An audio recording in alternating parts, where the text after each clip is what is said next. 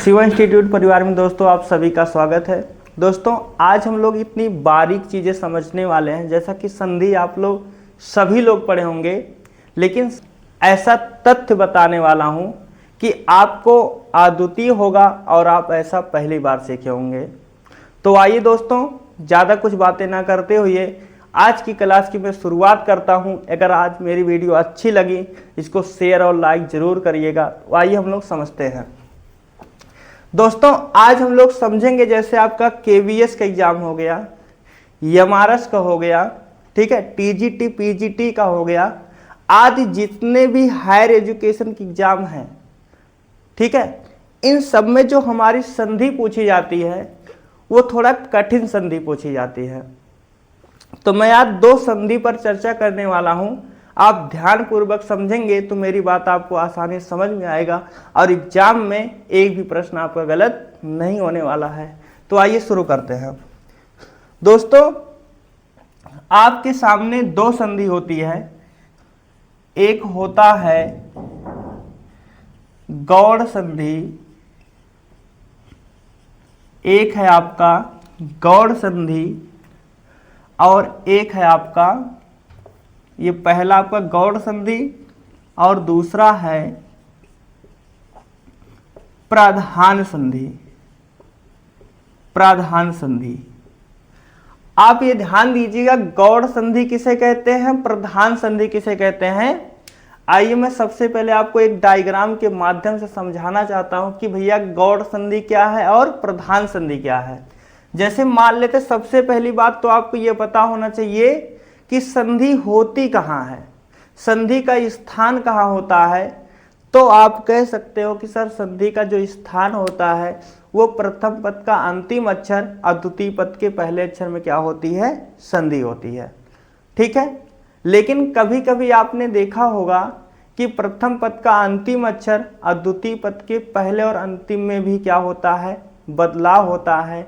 तो वहां पर भी क्या होती है, संधि होती है, ठीक है। लेकिन आपने कभी ऐसा नहीं सोचा होगा कि सर अगर मान लेते हैं कि प्रथम पद का अंतिम अक्षर और द्वितीय पद के पहले अक्षर में बदलाव हो रहा है तो उसे कौन सी संधि नाम दे सकते हो।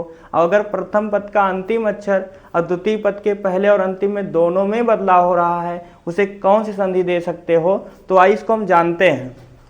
जैसे मान लेते हैं कि हमारी गौड़ संधि कौन है और प्रधान संधि कौन है। जैसे मान लेते ये हमारा क्या है, संधि का एक स्ट्रक्चर है। संधि में दो प्रकार के शब्द पाए जाते हैं, एक आपका प्रथम शब्द है और एक आपका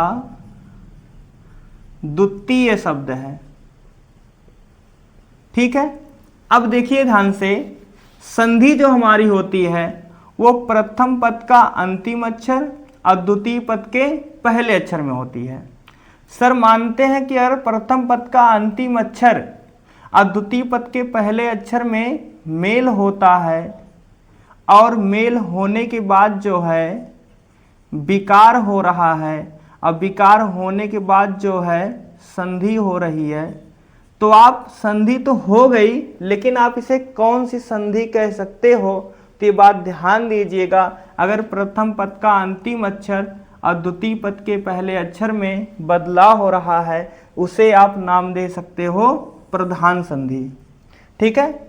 आप समझ गए होंगे कि अगर प्रथम पद का अंतिम अक्षर और द्वितीय पद के पहले अक्षर में कोई विकार परिवर्तन हो रहा है, ऐसे में संधि का नाम दे सकते हो प्रधान संधि, ठीक है। लेकिन यहाँ आपका दूसरा स्ट्रक्चर है। जैसे मान लेते हैं कि भैया प्रथम पद का अंतिम अक्षर ये है और द्वितीय पद का पहला अक्षर ये है। अगर यहाँ दोनों बदलाव हुआ, मान लेते यहाँ मेल हुआ, अब मेल होने के बाद यहाँ क्या हो गया, विकार हो गया। विकार होने के बाद यहाँ देखिए क्या हुई, संधि। तो इतनी प्रक्रिया किसकी होती है, प्रधान संधि की होती है। लेकिन आपने कभी देखा होगा यहाँ भी बदलाव होता है, ठीक है।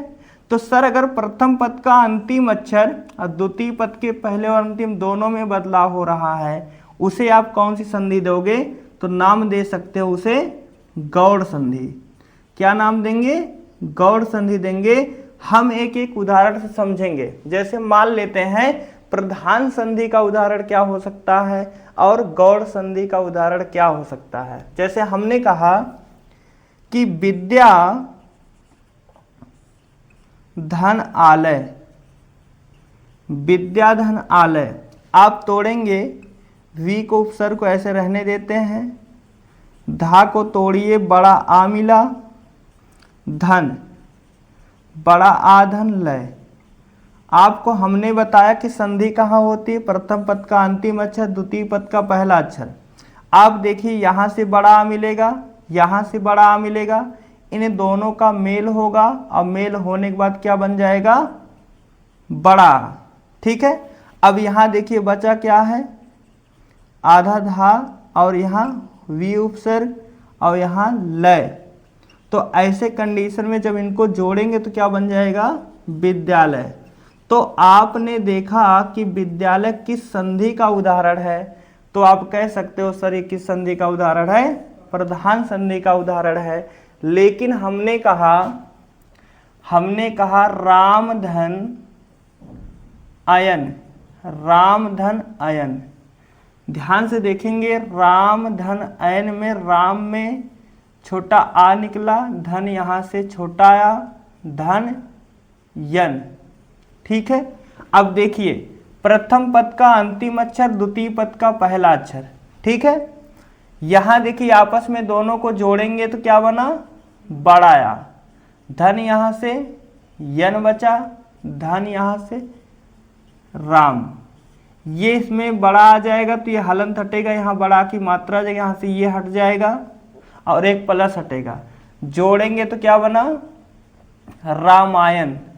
तो प्यारे बच्चे मैं आपको बताना चाहता हूँ कि शब्द रामायण नहीं होता है, रामायण होता है। जैसा कि अब यहाँ से ये पता चला कि भैया प्रथम पद का अंतिम अक्षर द्वितीय पद के पहले अक्षर में तो बदलाव हो रहा है, लेकिन देखो द्वितीय पद के अंतिम अक्षर में भी बदलाव हो रहा है। ठीक है, जैसा कि मैंने यहाँ दिखाया। तो यहाँ देखिए ना का क्या हो जाएगा, हड़ा हो जाएगा, तो क्या बन जाएगा, रामायण। क्या बन जाएगा, रामायण। ठीक है, अब यहाँ बात ये आती कि ना का अड़ा कैसे हो गया।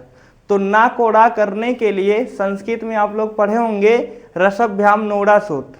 यदि कहीं पर रा मिलता है, मूर्धन्य सा मिलता है, तो वहाँ पर कौन सा सूत्र लगाएंगे ना को अड़ा करने के लिए, रसभ्याम नोड़ा सूत्र लगाते हैं। तो ऐसे में रामायण ना होके रामायण होता है। तो आशा करते हैं दोस्तों गौड़ संधि और प्रधान संधि आपको बेहतर तरीके से समझ में आई होगी। यदि अच्छे से समझ में आया होगा तो आप कमेंट जरूर कीजिएगा। धन्यवाद दोस्तों, थैंक यू दोस्तों।